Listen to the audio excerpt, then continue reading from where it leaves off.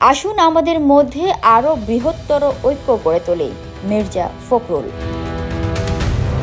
বিভাজন নয়, ঐক্যের রাজনীতি করার দৃঢ় প্রত্যয় ব্যক্ত করে বিএনপি মহাসচিব মির্জা ফখরুল ইসলাম আলমগীর বলেছেন, আসুন আমাদের মধ্যে আরও বৃহত্তর ঐক্য গড়ে তোলে।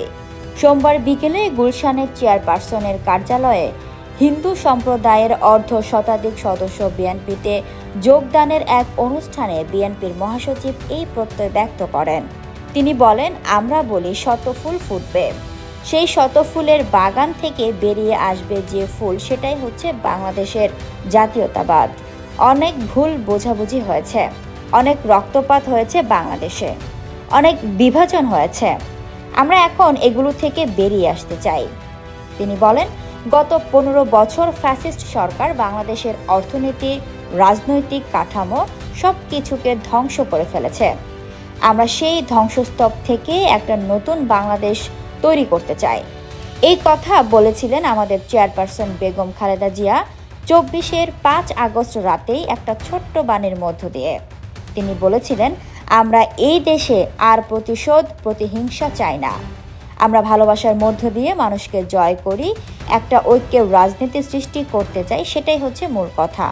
তিনি বলেন, আজকে অনেকে অনেক কথা বলবে, স্বার্থের কথা বলবে এবং বলছেও। আমরা রাজনৈতিক দলগুলো বিভিন্ন কথা বলছি, এখন আমাদের স্বার্থগুলো সামনে এসে গেছে। কোনটাকে মেনে নেব, কোনটাকে মেনে নেব না, তাই না। তিনি বলেন, কেউ বলছে যে পিআর করতে হবে, কেউ বলছে পিআর করা যাবে না।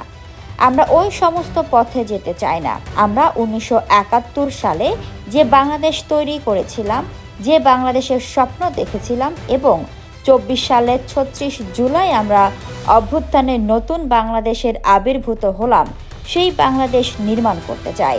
24-এর ছাত্র জনতার অভ্যুত্থানে এবং 71-এর মুক্তিযুদ্ধের শহীদদের প্রতি শ্রদ্ধা জানান বিএনপি মহাসচিব। Fatema Tulsi Johra, people voice television, Dhaka.